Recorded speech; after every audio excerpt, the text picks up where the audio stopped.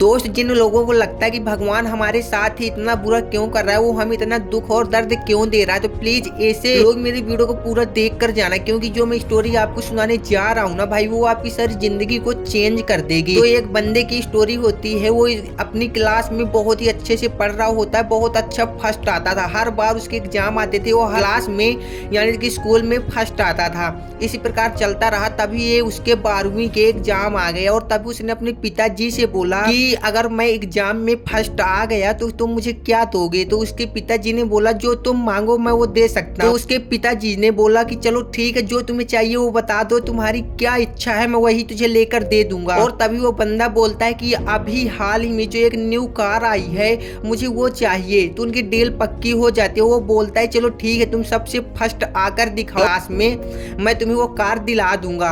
और एग्जाम आते हैं, बंदा बहुत ही अच्छे से एग्जाम देता है, बहुत ही अच्छे उसका फोकस होता है, सिर्फ पढ़ाई पे और भी ज्यादा फोकस लगा देता है। और एग्जाम जैसे उसके खत्म होते हैं, रिजल्ट देखने के लिए वो अपनी स्कूल जाता है। वहाँ पे देखता है जैसे वहीं से फोन कर देता है अपने पिताजी का, देख लो मैं अपने व्हाट्सएप में तुम्हें भेज रहा हूँ अपने अंक। तो वो सबसे फर्स्ट आया हुआ होता है। तभी उसका पिताजी बोलता है कि चलो ठीक है, तुम्हारी कार शाम को आ जाएगी, तुम घर पे मुझे मिलो। तभी वो बंदा बोलता है चलो ठीक है, मैं पार्टी करके अभी आ रहा हूँ अपने दोस्तों के साथ, घर में मिलूंगा तुमसे। और तभी वो जैसे ही शाम को घर आता है, तभी उसका पिताजी घर में बैठा होता है, लेकिन वहाँ पर कोई कार नहीं होती है। तभी वो बंदा पिता के पास जाता है और आशीर्वाद लेता है, फिर भी वो गुस्सा नहीं होता। तभी उसका पिताजी उसी एक चिट्ठी देता है और छोटा सा गिफ्ट देता है। लेकिन वो बंदा चिट्ठी को पढ़ता है, लेकिन उसमें लिखा होता है उसके अंदर खोल कर देखो। इतना खोल कर देखता है तो उसके अंदर रामायण होती है, लेकिन वो रामायण का एक भी पन्ना नहीं पलटता और वहीं पर बंद करके एक पत्र लिखता है अपने पिता के लिए कि मैं अब घर छोड़कर जा रहा हूँ, जब मैं अपने खुद पैरों पे न्यू कार लेकर आऊंगा तभी लौटकर इस घर पे आऊंगा। तभी वो बंदा खत छोड़कर वहां से चला जाता है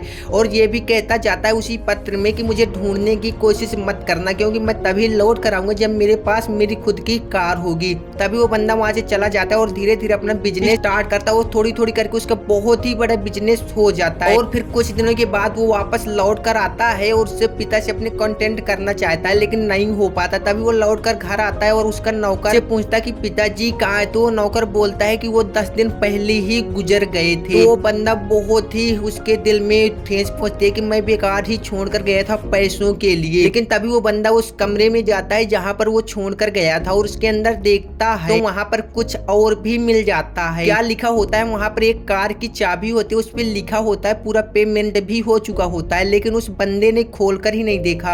और फिर अपने आप को सोचता है और पूछता है कि यार मैंने भी पैसों के लिए अपने पिता को छोड़कर चला गया। तो देख लो भाई, अगर आप लोग भी ऐसी गलती करते हो, मुझे पता है भगवान ये सोचता है तुम उसके लिए हो वो करो, भगवान तुझे देगा, लेकिन तुम खुद ही भगवान को बुरा मानने लगते हो। भगवान तुझे खुद अभी का मालूम है, लेकिन उसे तेरे फ्यूचर का भी मालूम है। तुम जो सोच रहे हो ना उससे बहुत आगे का उसको मालूम है, यहाँ तक कि तेरी आगे की कहानी वो खुद ही लिखने वाला होता है। इसलिए जो होता है ना सिर्फ अच्छे के लिए होता है, इसलिए पैसों के लिए किसी को छोड़कर मत जाना, अपने रिश्तों को मत ठुकरा देना, क्योंकि रिश्ते वो खास होते हैं ना भाई कि जो एक बार टूट जाते हैं दोबारा फिर नहीं जुड़ते। इसलिए मैं आशा करता हूँ कि आपको स्टोरी समझ में आई होगी।